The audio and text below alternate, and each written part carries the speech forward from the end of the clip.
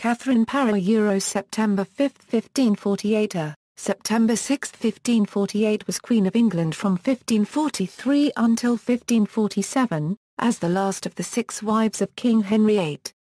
She married him on July 12, 1543, and outlived him. She was also the most married English queen, with 4 husbands, and the first English queen to be titled Queen of Ireland. Katherine enjoyed a close relationship with Henry's 3 children and was personally involved in the education of Elizabeth and Edward, both of whom became English monarchs. She was influential in Henry's passing of the Third Succession Act in 1543 that restored both his daughters, Mary and Elizabeth, to the line of succession to the throne. Katherine was appointed regent from July to September 1544 while Henry was on a military campaign in France, and in case he lost his life, she was to rule as regent until Edward came of age. However, he did not give her any function in government in his will. In 1544, she published her first book, Psalms or Prayers, anonymously. On account of Katherine's Protestant sympathies, she provoked the enmity of powerful Catholic officials who sought to turn the king against her. A warrant for her arrest was drawn up in 1546. However, she and the king soon reconciled. Her book Prayers or Meditations became the first book published by an English queen under her own name. She assumed the role of Elizabeth's guardian following the king's death, and published a 3rd book, The Lamentations of a Sinner. 6 months after Henry's death, she married her 4th and final husband, Thomas Seymour, 1st Baron Seymour of Sudley. The marriage was short-lived, as she died in September 1548, probably of complications of childbirth. Early life: Katherine was born in 1512, probably in August. She was the oldest surviving child of Sir Thomas Parr, Lord of the Manor of Kendal in Westmoreland, a descendant of King Edward III, and of the former Maud Green, daughter and co-heiress of Sir Thomas Green, Lord of Green's Norton, Northamptonshire. The Parrs were a substantial northern family which included many knights. She had a younger brother, William, later created 1st Marquess of Northampton, and a sister, Anne, later Countess of Pembroke. Sir Thomas was Sheriff of Northamptonshire, Master of the Wards, and Comptroller to King Henry VIII. Parr was also a close companion of the king. Her mother was a close friend and attendant of Catherine of Aragon, and Katherine Parr was probably named after Queen Katherine, who was her godmother. It was once thought that Katherine Parr had been born at Kendal Castle in Westmoreland. However, at the time of her birth, Kendal Castle was already in a bad condition, and by 1512 it had become derelict. During her pregnancy, Maud Parr was at court attending the Queen, and by necessity the Parr family was living in their townhouse at Blackfriars. Historians now consider it unlikely that Katherine's father, Sir Thomas Parr, would take his pregnant wife on an arduous 2-week journey north over bad roads to give birth in a crumbling castle in which neither of them seemed to spend much time. Her father died when she was young, and Katherine was close to her mother as she grew up. Katherine's initial education was similar to other well-born women, but she developed a passion for learning which would continue throughout her life. She was fluent in French, Latin, and Italian, and began learning Spanish when she was queen. According to her biographer, Linda Porter, the story that as a child, Katherine could not tolerate sewing and often said to her mother, "My hands are ordained to touch crowns and sceptres, not spindles and needles," is almost certainly apocryphal. In 1529, when she was 17, Katherine married Sir Edward Burgh, a grandson of Edward Burgh, 2nd Baron Burgh. Earlier biographies of Katherine mistakenly reported that she had married a grandfather. When her husband's grandfather was declared insane in December 1529, Katherine's father-in-law Sir Thomas Burgh was summoned to Parliament as the 1st Baron Burgh. Katherine's first husband was in his 20s and may have been in poor health. He served as a fealty for Thomas Cadell and as a Justice of the Peace. His father also secured a joint patent in survivorship with his son for the office of Steward of the Manor of the Soak of Curtain in Lindsey. The younger Sir Edward Burgh died in the spring of 1533, not surviving to inherit the title of Baron Burgh. Lady Latimer, following her first husband's death, Katherine may have spent time with the Dowager Lady Strickland, Catherine Neville, who was the widow of Katherine's cousin Sir Walter Strickland, at the Stricklands' family residence of Sizergh Castle in Westmoreland. In the summer of 1534 Katherine married secondly John Neville, 3rd Baron Latimer, her father's second cousin and a kinsman of Lady Strickland. With this marriage, Katherine became only the second woman in the Parr family to marry into the peerage. The twice-widowed Latimer was twice Katherine's age. From his first marriage to Dorothy de Vere, sister of John de Vere, 14th Earl of Oxford, he had 2 children, John and Margaret. Although Latimer was in financial difficulties after he and his brothers had pursued legal action to claim the title of Earl of Warwick, Katherine now had a home of her own, a husband with a position and influence in the north, and a title. Latimer was a supporter of the Roman Catholic Church and had bitterly opposed the king's first divorce, his subsequent marriage to Anne Boleyn, and the religious consequences. In October 1536, during the Lincolnshire Rising, a mob of rebellious Roman Catholics appeared before the Latimers' home threatening violence if Latimer did not join their efforts to reinstate the links between England and Rome. Katherine watched as her husband was dragged away. Between October 1536 and April 1537 Katherine lived alone in fear with her stepchildren, struggling to survive. It is probable that, in these uncertain times, Katherine's strong reaction against the rebellions strengthened her adherence to the Reformed Church of England. In January 1537, during the uprising of the North, Katherine and her stepchildren were held hostage at Snape Castle in Yorkshire. The rebels ransacked the house and sent word to Lord Latimer, who was returning from London, that if he did not return immediately they would kill his family. When Latimer returned to the castle, he somehow talked the rebels into releasing his family and leaving, but the aftermath would prove to be taxing on the whole family. The king and Thomas Cromwell heard conflicting reports as to whether Latimer was a prisoner or a conspirator. As a conspirator, he could be found guilty of treason, forfeiting his estates and leaving Katherine and her stepchildren penniless. The king himself wrote to the Duke of Norfolk, pressing him to make sure Latimer would condemn that villain and submit to our clemency. Latimer complied. It is likely that Katherine's brother William Parr and his uncle, William Parr, 1st Baron Parr of Houghton, who both fought against the rebellion, intervened to save Latimer's life. Although no charges were laid against him, Latimer's reputation, which reflected upon Katherine, was tarnished for the rest of his life. Over the next 7 years, the family spent much of their time in the south. For several years, Latimer was blackmailed by Cromwell and forced to do his bidding. After Cromwell's death in 1540, the Latimers reclaimed some dignity. In 1542 the family spent time in London as Latimer attended Parliament. Katherine visited her brother William and her sister Anne at court. It was here that Katherine became acquainted with her future fourth husband, Sir Thomas Seymour. The atmosphere of the court was greatly different from that of the rural estates she knew. There, Katherine could find the latest trends, not only in religious matters, but in less weighty secular matters such as fashion and jewelry. By the winter of 1542, Lord Latimer's health had worsened. Katherine nursed her husband until his death in 1543. In his will, Katherine was named as guardian of his daughter, Margaret, and was put in charge of his affairs until his daughter's majority. Latimer left Katherine the manor of Stowe and other properties. He also bequeathed money for supporting his daughter, and in the case that his daughter did not marry within 5 years, Katherine was to take £30 a year out of the income to support her stepdaughter. Katherine was left a rich widow, but after Lord Latimer's death she faced the possibility of having to return north. It is likely that Katherine sincerely mourned her husband. She kept a remembrance of him, his New Testament with his name inscribed inside, until her death. Using her late mother's friendship with Henry's first queen, Katherine of Aragon, Katherine took the opportunity to renew her own friendship with the former queen's daughter, Lady Mary. By February 16, 1543, Katherine had established herself as part of Mary's household, and it was there that Katherine caught the attention of the king.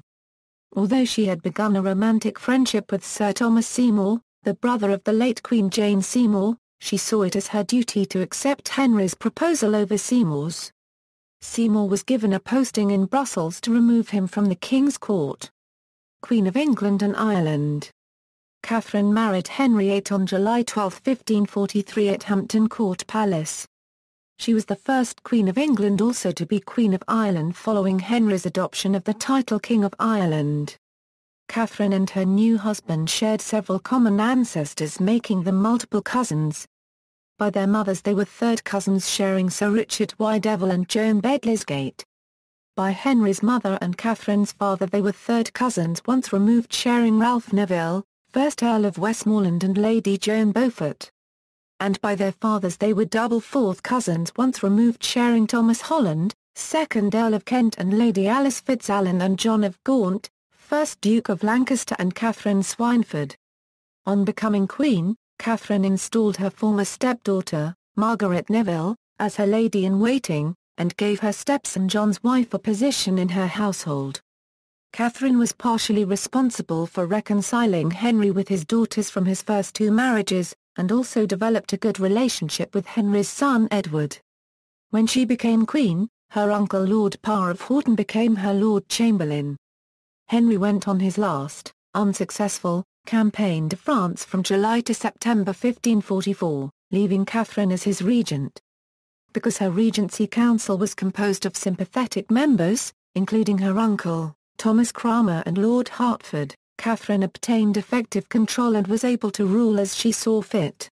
She handled provision, finances and musters for Henry's French campaign, signed 5 royal proclamations, and maintained constant contact with her lieutenant in the northern marches, Lord Shrewsbury, over the complex and unstable situation with Scotland.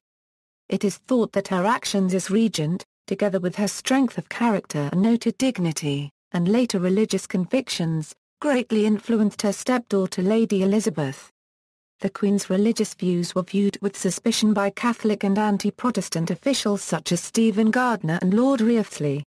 Although she must have been brought up as a Catholic, given her birth before the Protestant Reformation, she later became sympathetic to and interested in the new faith.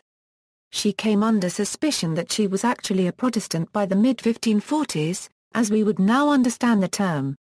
This view is supported by the strong Reformed ideas that she revealed after Henry's death, when her second book, Lamentations of a Sinner, was published in late 1547. The book promoted the Protestant concept of justification by faith alone, which the Catholic Church deemed to be heresy. It is unlikely that she developed these views in the short time between Henry's death and the publication of the book. Her sympathy with Anne Askew, the Protestant martyr who fiercely opposed the Catholic belief of transubstantiation, also suggests that she was more than merely sympathetic to the new religion. In 1546, the Bishop of Winchester and Lord Wriothesley tried to turn the king against her. An arrest warrant was drawn up for her and rumours abounded across Europe that the king was attracted to her close friend, the Duchess of Suffolk. However, she saw the warrant and managed to reconcile with the king after vowing that she had only argued about religion with him to take his mind off the suffering caused by his ulcerous leg. The following day an armed guard who was unaware of the reconciliation tried to arrest her while she walked with the king.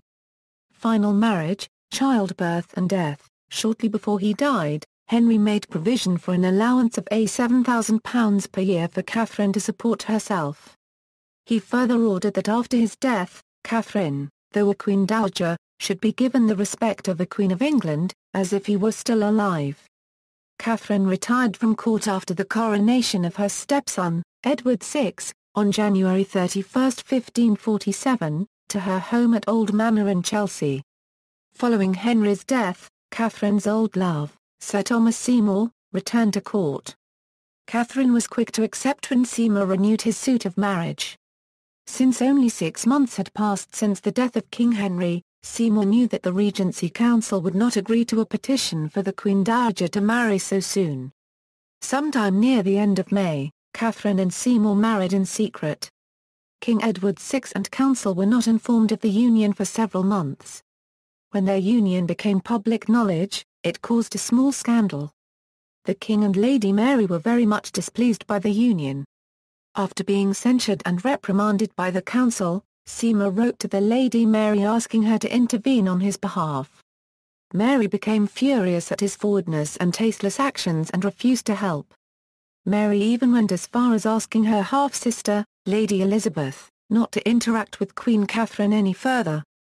During this time, Katherine began having altercations with her brother-in-law, Edward Seymour, 1st Duke of Somerset. Like Thomas, Edward was the king's uncle, and also was the Lord Protector. A rivalry developed between Katherine and his wife, her own former lady-in-waiting, the Duchess of Somerset, which became particularly acute over the matter of Katherine's jewels. The Duchess argued that as Queen Dowager, Katherine was no longer entitled to wear the jewels belonging to the wife of the king. Instead she, as the wife of the Protector, should be the one to wear them. Eventually, the Duchess won the argument, which left her relationship with Katherine permanently damaged. The relationship between the two Seymour brothers also worsened as a result, since Lord Thomas saw the whole dispute as a personal attack by his brother on his social standing. In November 1547, Katherine published her second book, Lamentations of a Sinner. The book was a success and widely praised. In early 1548, Katherine invited Lady Elizabeth and her cousin, Lady Jane Grey, to stay in the couple's household at Sudeley Castle in Gloucestershire. The Dowager Queen promised to provide education for both. Queen Katherine's house came to be known as a respected place of learning for young women. In March 1548, at age 35, Katherine became pregnant. This pregnancy was a surprise as Katherine had not conceived during her first 3 marriages. During this time, Seymour began to take an interest in Lady Elizabeth. Seymour had reputedly plotted to marry her before marrying Katherine, and it was reported later that Katherine discovered the two in an embrace. On a few occasions before the situation risked getting completely out of hand, according to the depositional testimony of Kat Ashley, Katherine appears not only to have acquiesced in episodes of horseplay, but actually to have assisted her husband. Whatever actually happened, Elizabeth was sent away in May 1548 to stay with Sir Anthony Denny's household at Cheshunt and never saw her beloved stepmother again, although the two corresponded. Elizabeth immediately wrote a letter to the Queen and Seymour after she left Chelsea. The letter demonstrates a sort of remorse. One must understand that the deposition of Kat Ashley, which incorporates the Queen joining her husband in his escapades, was given after Ashley was arrested, put in the Tower, and threatened to be tortured unless she confessed what she knew about Seymour and Elizabeth's relationship. At the time of the deposition, Katherine had died and Seymour had been arrested for another attempt at marrying Lady Elizabeth. It must be mentioned though, that throughout her time at Chelsea, Ashley developed a crush on Seymour and actually encouraged her charge to play along. At one point she even made a comment of how lucky Elizabeth would have been to have a husband like Seymour. Ashley even told Lady Elizabeth that Seymour had confided his sentiments to her of wanting to marry Elizabeth before Katherine. After Queen Katherine's death, Ashley strongly encouraged Elizabeth to write to Seymour offering her condolences, to comfort him of his sorrow, for he would think great kindness therein. So Ashley's testimony involving the Dowager Queen is extremely questionable, seeing her attachment to Seymour. Katherine gave birth to her only child, a daughter, Mary Seymour, named after Katherine's stepdaughter Mary on August 30, 1548, and died only 6 days later, on September 5, 1548, at Sudeley Castle in Gloucestershire, from what is thought to be puerperal fever or puerperal sepsis, also called childbed fever. Coincidentally, this was also the illness that killed Henry's third wife, Jane Seymour. It was not uncommon, due to the lack of hygiene around childbirth. Nevertheless, a theory exists that Katherine's husband, Sir Thomas Seymour, may have poisoned her to carry out his plan to marry Lady Elizabeth Tudor. Lord Thomas Seymour of Sudeley was beheaded for treason on March 20, 1549, and Mary Seymour was taken to live with the Dowager Duchess of Suffolk, a close friend of Katherine's. Katherine's other jewels were kept in a coffer with 5 drawers at Sudeley, and this was sent to the Tower of London on April 20, 1549, and her clothes and papers followed in May. After a year and a half, on March 17, 1550, Mary's property was restored to her by an Act of Parliament, easing the burden of the infant's household on the Duchess. The last mention of Mary Seymour on record is on her second birthday, and although stories circulated that she eventually married and had children, most historians believe she died as a child at Grimsthorpe Castle in Lincolnshire. Remains: in 1782, John Locust discovered the coffin of Queen Katherine in the ruins of the Sudley Castle Chapel. He opened the coffin and observed that the body, after 234 years, was in a surprisingly good condition. Reportedly the flesh on one of her arms was still white and moist. After taking a few locks of her hair, he closed the coffin and returned it to the grave. The coffin was opened a few more times in the next 10 years, and in 1792 some drunken men buried it upside down and in a rough way. When the coffin was officially reopened in 1817, nothing but a skeleton remained. Her remains were then moved to the tomb of Lord Chandos, whose family owned the castle at that time. The tomb was carefully restored by order of the late Duchess of Buckingham, Lady Anne Greville, daughter of the 3rd Duke of Chandos. In later years the chapel was rebuilt by Sir George Gilbert Scott, who erected a canopied tomb with a recumbent marble figure by John Philip. Iconography. The full-length portrait of Katherine Parr by Master John in the National Portrait Gallery was for many years thought to represent Lady Jane Grey. The painting has recently been re-identified as Katherine Parr, with whose name it was originally associated. The full-length format was very rare in portraits of this date, and was usually used only for very important sitters. Lady Jane Grey, although of royal blood, was a relatively obscure child of 8 when this was painted. It was to be another 8 years before her disastrous and short-lived reign. The distinctive crown-shaped jewel the sitter wears can be traced to an inventory of jewels that belonged to Katherine Parr, and the cameo beads appear to have belonged to Catherine Howard, from whom they would have passed to her successor as queen. In media, film and stage, Katherine Parr first appeared as a character in cinemas in 1934, in Alexander Korda's film The Private Life of Henry VIII. Charles Laughton played the king, with actress Everly Gregg appearing as Katherine. The film makes no attempt to depict the historical Parr's character, instead portraying the queen for comic effect as an overprotective nag. In 1952, a romanticized version of Thomas Seymour's obsession with Elizabeth I saw Stuart Granger as Seymour, John Simmons as the young Elizabeth, and screen legend Deborah Kerr as Parr in the popular film Young Bess. In 1970, in Katherine Parr, a 90-minute BBC television drama, Katherine was played by Rosalie Crutchley opposite Keith Michael's Henry. In this, Katherine's love of religion and intellectual capabilities were highlighted. Crutchley reprised her role as Katherine Parr for the first episode of the 6-part follow-up series on the life of Elizabeth I in 1971, Elizabeth R. In 1972, Barbara Lee Hunt played a matronly Katherine in Henry VIII and His Six Wives, with Keith Michael once again playing Henry. In 2000, Jennifer Igmore played Katherine Parr in the American television drama aimed at teenagers, Elizabeth, Red Rose of the House of Tudor.